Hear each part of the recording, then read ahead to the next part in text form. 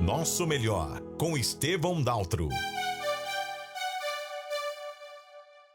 Olá, estamos para mais um Nosso Melhor aqui, nesse dia 12 de outubro. Feliz Dia das Crianças, que você se sinta bem, alegre, mesmo com as situações do dia a dia de adulto, mas que você possa renascer e reconhecer essa criança que existe dentro de você. E é sobre esse tema que nós vamos falar hoje aqui nesse programa, que é produzido pela Daluz Cultura, tem a parceria com o CODESE, com o sistema SAGS de comunicação, que conta com o patrocínio da FEComércio. Todos nós temos uma caminhada de chegar na Terra, nessa escola, e passar pelo processo de bebê, de criança, a gente vai amadurecendo, jovem, até chegar na fase adulta. Mas a gente continua tendo essa criança dentro de nós, a nossa essência, né? Então, hoje nós vamos falar um pouquinho sobre isso, de como reconhecer e recuperar essa criança que existe em nós. E para falar sobre esse tema, eu tenho aqui uma querida amiga, que ela é professora, ela é pedagoga, ela tem mestrado na área de constelação, né? Consteladora, e fez uma experiência, uma formação no Instituto Disney, né? Que trabalha com aquela arte da magia de encantar os adultos e crianças. Eu estou falando da minha querida Lívia Andrade. Bem-vinda, Lívia Andrade. Satisfação você estar aqui com a gente hoje no Nosso Melhor, minha amiga. Bom dia, meu amigo. É uma grande alegria poder estar aqui no Dia das Crianças hoje, nesse bate-papo tão gostoso. Nós vamos brincar de peteca, de finca, de elástico. Queimada. Queimada. Nós somos uma geração que a gente curtiu muito a infância cronológica, e eu continuo curtindo a minha infância aos 55 aninhos, porque você sabe que o povo fala que eu estou ficando cada vez mais criança. A Cristina, minha irmã, fala: você está ficando velho, você está ficando mais moleque. Mas faz parte, né? Se a gente não... É aquela história, nós vamos envelhecendo, mas mantendo a nossa criança interior ativa, para ela poder nos conduzir para essa velhice com mais doçura e serenidade. Porque, na verdade, a gente pensando assim em termos até de evolução, né, espiritual e tudo, eu penso que nós somos ainda crianças, né? Nós não temos muita coisa para aprender, somos aprendizes, né? E até eu fiz uma música um tempo atrás aí sobre isso. A gente é sempre aprendiz, então somos crianças diante da eternidade que a gente tem para viver. Paulo Freire, ele tem uma frase que me toca profundamente, que diz assim: o homem, naquela época, não tinha muito essa questão, né, específica, então o homem era usado para ser humano. O homem sabe-se imperfeito. E aí, o homem é imperfeito e sabe-se imperfeito. E é isso que o leva à sua perene busca a perfeição. Então, é o fato de sabermos ainda que nós temos muito a aprender que faz com que a gente possa evoluir cotidianamente, sempre entendendo que a gente não está pronto, né? Que, como você falou, nós ainda somos criança nessa escala evolutiva do mundo. Também, assim, é uma história que a gente pensa: o que é ser criança, o que é ser adulto para você? Como é que você vê assim? O que diferencia um ser criança ou adulto? Eu percebo que a criança, se a gente considerar em termos espirituais, não dá para a gente saber qual espírito é mais antigo, né? Se é esse de uma criança que está com 2 anos hoje, ou aquele de um adulto que já está com 95. Milenarmente falando, em termos espirituais, a gente não consegue compreender. Mas eu entendo a criança como um ser que está no seu processo de desenvolvimento, hoje material, vamos dizer assim, também espiritual, e que o adulto é alguém que veio um pouquinho antes para garantir que ele tenha toda essa estrutura e para ajudar a guiá-lo. Função dos pais, né? Então, é interessante a gente entender isso, porque hoje, assim, como professora, como terapeuta, muitas vezes eu percebo que tem muitos pais que às vezes chegam no consultório com problemas com seus filhos, porque eles falam assim: mas eu sou tão amigo do meu filho. Beleza, a gente tem que existir uma amizade na relação entre pais e filhos, mas se o pai quer se igualar ao filho, ele perde a função dele de pai, que é de guiar, porque amigos, os filhos têm vários, mas pai e mãe tem um só, de cada. E a função desses dois, até no processo sistêmico, segundo uma visão do Bert Hellinger, hierarquicamente, eles vieram antes para poder guiar. Então, esses adultos, talvez, são as pessoas que vieram antes, se prepararam um pouco melhor para quando essas crianças vierem, nascerem, poder servir de guia, conduzi-los nesse caminho. Mas juntos pode haver muita diversão se o espírito for esse espírito de criança, espontâneo, brincalhão, que goste de viver e que goste de aproveitar o máximo do que a vida pode oferecer. E também me vem assim, tem a história de quem é dependente e quem é responsável, né? Até a gente tem isso na escola. Quem é seu responsável na escola, né? Então, as crianças são dependentes. Então, realmente, eu acho que nessa escola da vida, né, existe quem chega primeiro, que vai ser o pai, que vai ser a mãe, que prepara uma casa, prepara um lar para receber quem está chegando. Em determinado tempo, quem chega é totalmente dependente, né, em todos os sentidos, ele vai criando essa independência, né? E até o dia que ele se torna realmente independente e vai tocar, fazer as escolhas dele, vai aumentando o grau de responsabilidade. Talvez, então, criança e adulto seja níveis, estágios diferentes dessa escala de dependência, independência, de responsabilidade, né? Que a gente vai crescendo, né? De capacidades, né, também, porque assim, à medida do que a gente vai amadurecendo, nós vamos adquirir novas capacidades. Então, eu acredito que é tudo isso dentro desse pacote todo do que nós temos, que a gente chama de vida, né? E o que o adulto hoje tem de reflexo do que foi a infância dele? Você que trabalha no consultório, trabalha com constelação, o que ainda reverbera dessa infância cronológica, né, para a vida de um adulto hoje? É muito interessante nós analisarmos isso.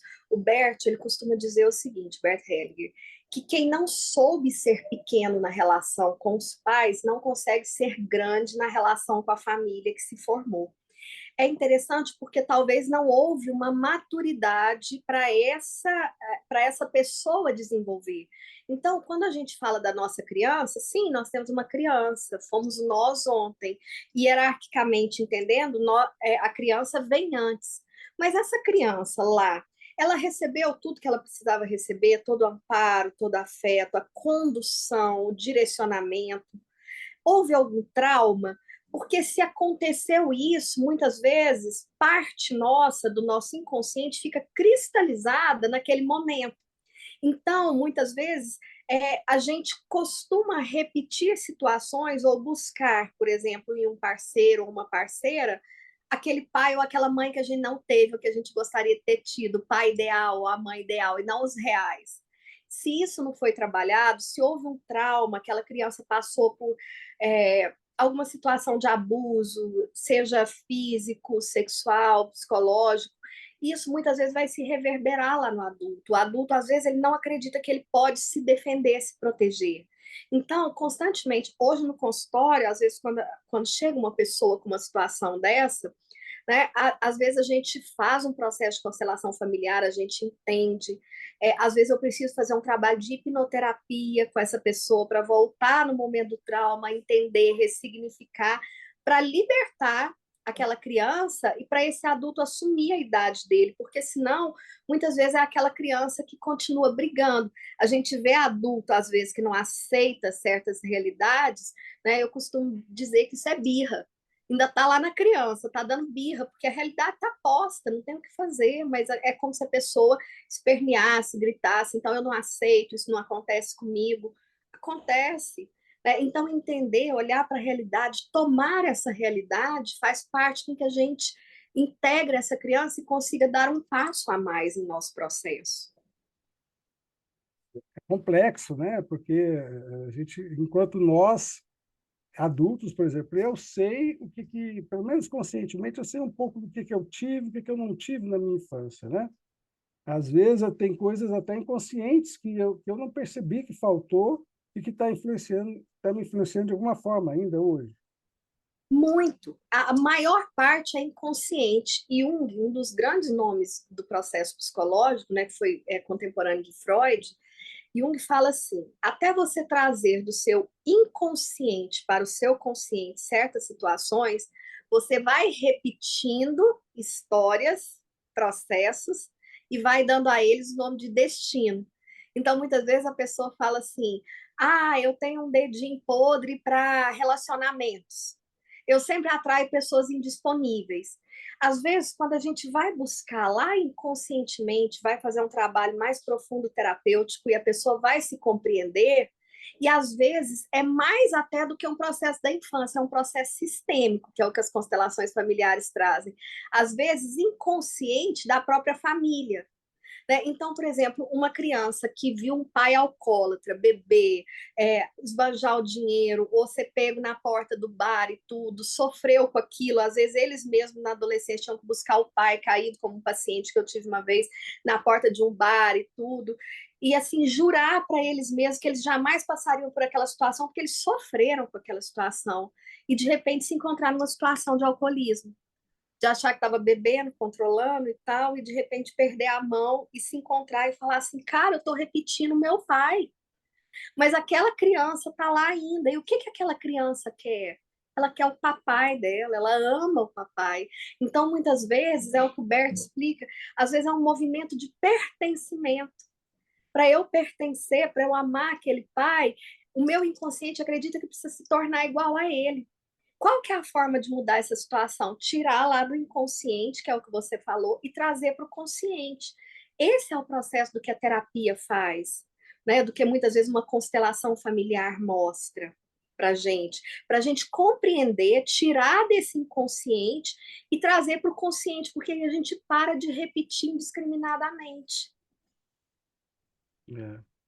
E assim, agora, quando a gente está lidando com outras pessoas e a gente fica diante das carências e dos traumas das pessoas, é importante a gente conhecer a história da pessoa para ver se a gente pode facilitar a nossa compreensão, né? Porque às vezes tem gente que age de forma diferente que a gente age, mas às vezes ela passou por situações difíceis, né? Tem pessoas que não tiveram pais, ou sofreram várias coisas. Então, também ter essa compreensão com o outro facilita a gente ter mais paz nas relações, né? Tolerância, porque aí a gente consegue compreender o porquê. Senão, fica muito numa relação de causa e efeito. Né? Então, a pessoa faz, eu reajo, mas eu não busco compreender esse todo. Muitas vezes, em terapias de casal, eu atendo muitos casais, o que chega lá, quando um começa a entender o processo do outro e se trabalhar, a coisa fica mais tranquila, fica mais acolhida. Então, eu consigo entender que esse comportamento seu comigo não é uma birra, não é um porque você quer. Teve uma razão de ser, mas sim, vamos trabalhar essa razão de ser, né?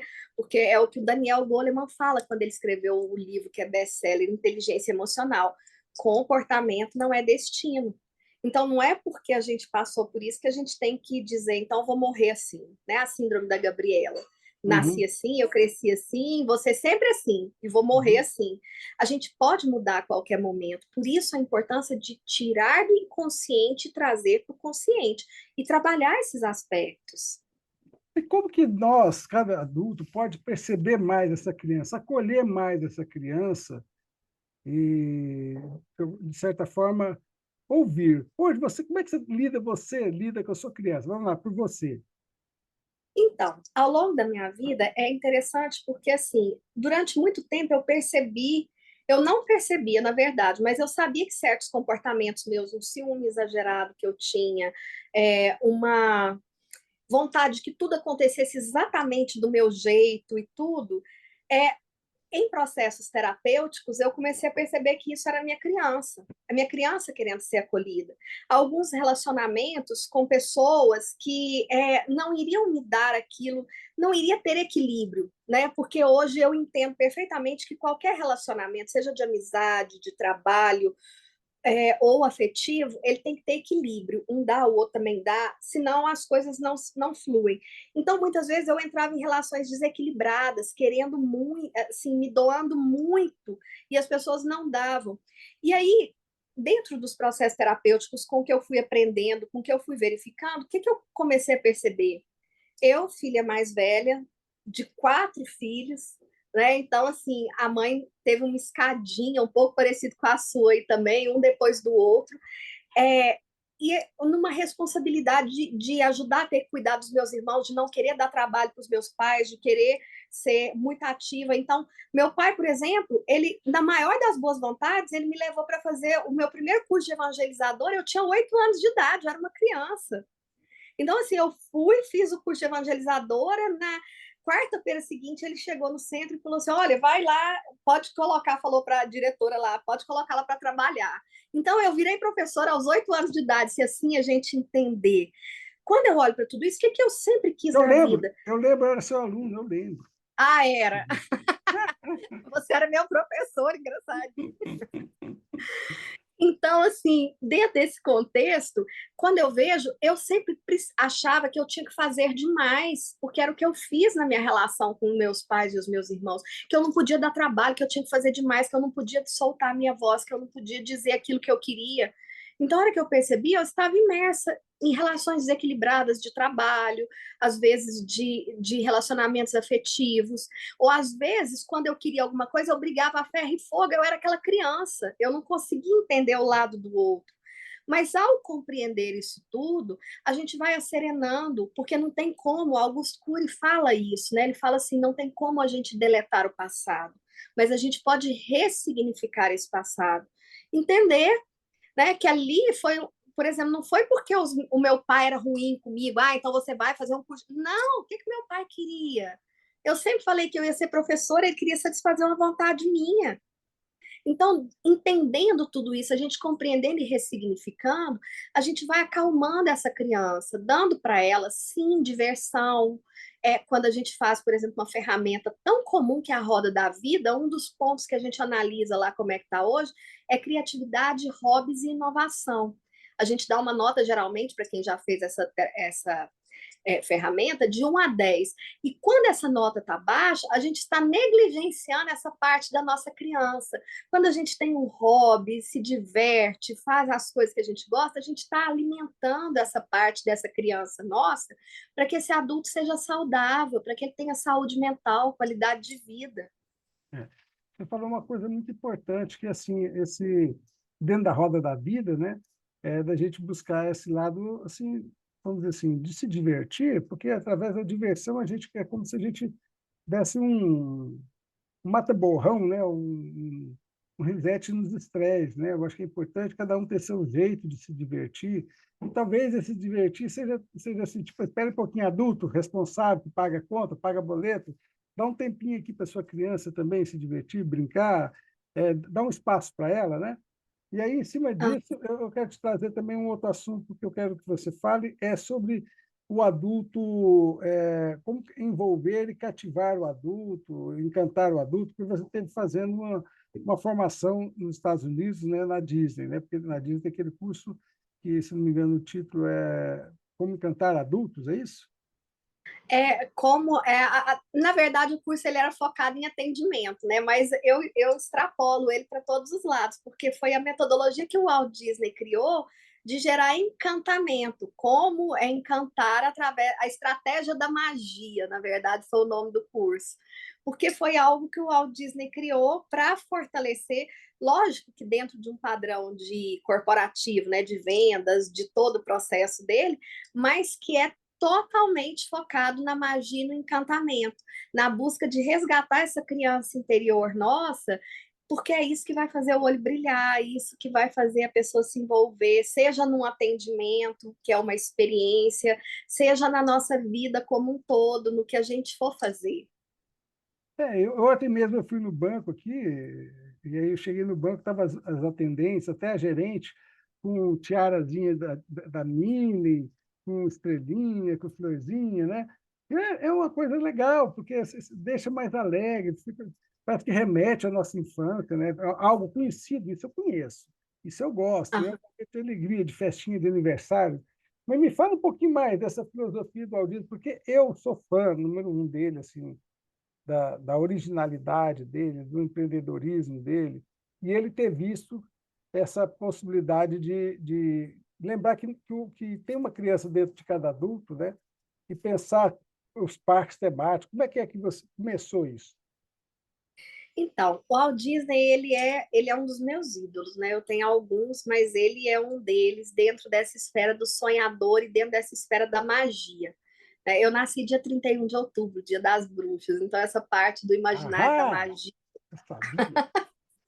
da magia e de tudo sempre fez parte da minha vida desde criança. Eu sempre acreditei muito nisso. E eu sempre fui apaixonada. Eu já conhecia a Disney quando eu fiz o curso, mas eu conhecia com outro olhar, com o mesmo olhar que quando todo mundo vai lá e quer buscar aquela magia realmente, né? E quando eu fui entender, eu fiquei mais fã ainda desse cara. Ele nasceu numa fazenda, sempre desenhou, ele desenhava com carvão nas paredes do celeiro lá. E o pai dele falava que ele nunca ia ganhar dinheiro desenhando, que ele tinha que aprender a lidar, que ele tinha que fazer isso e tal. Então você vê muitas vezes o adulto com a criança, né? E ele nunca acreditou nisso, então ele sempre empreendeu, ele saiu, ele desenvolveu o estúdio, o primeiro estúdio dele, faliu, refez de novo, foi atrás. E aí ele já tinha criado os personagens, e os personagens faziam curtas-metragens, né? Que eram aquelas aberturas dos filmes. Longa-metragem tinha as historinhas do Mickey, do Pateta e tal.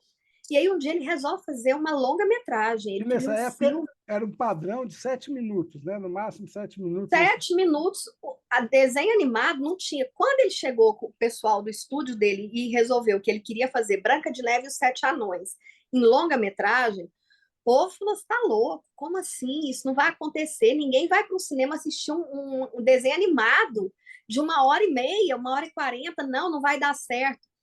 Ele se trancou, ele ficou 2 meses trancado lá no escritório dele. Ele desenhou, ele criou, ele fez, ele desenhou cada personagem. Ele falou, e ele fez uma reunião com todo mundo. O que que ele fez? Ele apresentou através da magia dele, de todos os desenhos e de tudo, todos os personagens, e ele convenceu, ele encantou a equipe dele a fazer.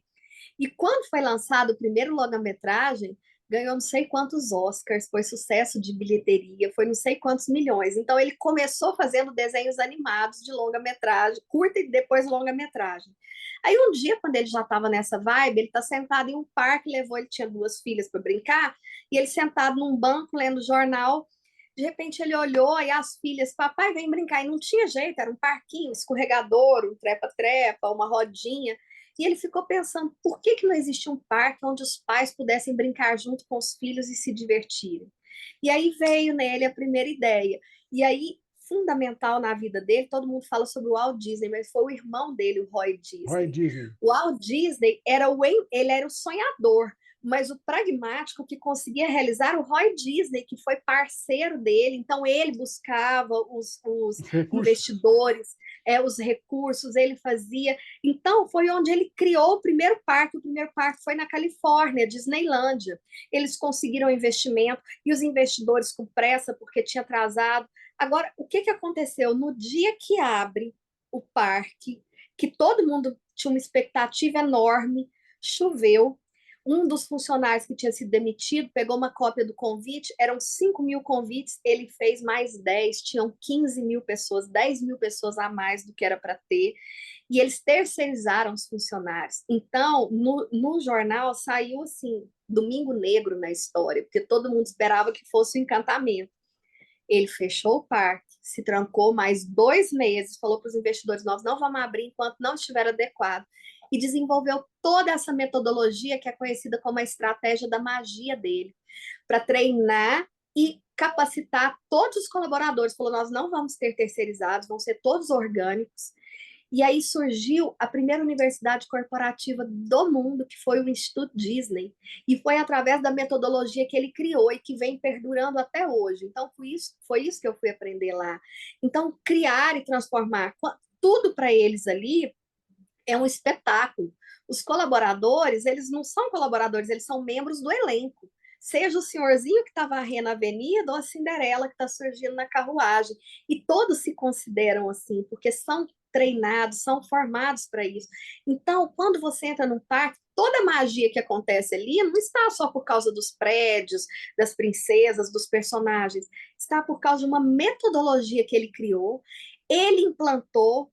E o mais interessante de tudo, que ninguém sabe, que o Walt Disney ele morreu logo após ter anunciado que iria construir na Flórida. Ele não viveu muito tempo. Então, assim, ele conseguiu, através da montagem e da criação do Estúdio Disney, capacitar e manter essa capacitação e essa magia que vem até hoje, diante e que encanta adultos e crianças ao longo de todo o mundo aí. E ele pegou exatamente, e funciona bem, porque a gente se vê, né? Quem já foi, a gente volta a ser criança mesmo. A gente quando chega a hora da gente ir, a gente está correndo para o brinquedo, a gente grita, a gente faz. Então, assim, muito legal. Então, para mim é um exemplo, né? Assim, de que nós temos realmente um lado criança na nossa essência e que a gente possa, nesse Dia das Crianças hoje, celebrar esse dia com nossas crianças ou com nossos adultos crianças, seja como for, a gente poder reconhecer, ouvir e dar um tempinho na agenda para eles, não é só ganhar dinheiro, não vamos levar nada daqui, né? Então, às vezes, a gente fica aí aumentando os boletos, o padrão de vida, e não sobra tempo para a gente se divertir com a vida, né?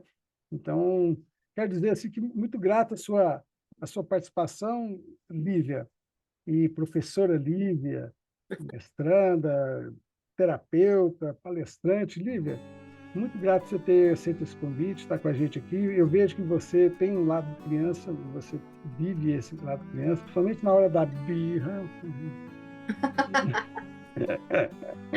Mas, assim, uma homenagem aqui ao seu pai, né, o tio Marinho, né, que uma eterna criança, né? Até no tamanho físico, né, o tio Marinho, até fisicamente, ele quis Deus, né, a natureza, que ele não crescesse. E realmente não cresceu nesse sentido, porque ele era sempre alegre, disposto, e tinha uma linguagem ali com a gente enquanto criança e com as crianças de todas as idades, né? Então, que você possa também levar essa bandeira aí por onde você for, viu? Eu te agradeço pela oportunidade. Falar sobre isso é muito gratificante para mim, tanto pelo que eu trabalho no consultório, quanto que eu trabalho nesses cursos da Disney que eu ministro, que eu coloco todo mundo lá para pôr orelha. Então é engraçado porque fez uma equipe no início do ano eu dei uma equipe de odontólogos, de médicos e tal, e aí todo mundo chegou recebendo a orelhinha e tal, com meia hora de curso já tava todo mundo brincando, todo mundo rindo, cantando as músicas dos filmes da Disney. E é isso, a gente tem esse lado, é dar voz e vez para eles nos momentos certos. Então, um momento como esse, convido todo mundo a pegar seus filhos, fazer um programa legal, se divertir, sabe? Ir lá, toma um sorvete, faz aquilo que as crianças pedem e que a nossa alma criança pede, porque é o que Jesus falou, né? Quando ele diz, deixai vir a mim as criancinhas, porque delas é o reino dos céus. Na verdade, ele está dizendo essa pureza que nós também temos, porque nós também fomos crianças e está aqui dentro, é só a gente acessar. Eu acho que nem é lado, é a nossa essência, né? Nossa essência, e assim, nós já fomos crianças e continuamos sendo crianças, e que a gente continue sendo esse lado puro, esse lado que faz amizade fácil, esse lado que se encanta com as coisas mais simples, e a gente possa permanecer com essas coisas boas da criança, e as coisas de deixa para lá, que a gente já está um pouquinho mais amadurecido. Muito grato, Lívia. Fique com Deus. Eu que agradeço. Beijo, tchau. Tchau, tchau. Então, esse foi o programa de hoje. Espero que vocês tenham gostado, se divertido e se disponham realmente a buscar, a ouvir, dê um tempinho para sua criança, aquele lado seu que quer se divertir. Qual o problema se divertir? Seja no trabalho, seja em casa, seja com os amigos. Que a gente tenha esse momento de sentir alegria, de fazer coisas que nos dão prazer, né? Com moderação, com equilíbrio, mas isso é saudável, faz parte da vida, tá? Nós estivemos aqui focados aqui nesse tema de hoje, que está ligado ao ODS 4, que é a educação de qualidade, e que essa autoeducação que a gente pode fazer com a gente mesmo, a educação para quem é pai e mãe, como que a gente pode fazer com que as crianças vivam a infância delas assim, de uma forma intensa, saudável, né? E que a gente possa reconhecer em nós e nos outros as nossas atitudes ainda de criança que precisam melhorar, e também aquelas potencialidades, criatividade, facilidade de se comunicar, de fazer novas amizades, também possam aflorar mais em nós, tá? Para que a vida seja mais livre, mais leve, mais alegre, né? Mesmo nesse sentido. Fique com Deus e até o próximo Nosso Melhor. Você ouviu no Sistema Sagres Nosso Melhor, com Estevão Daltro.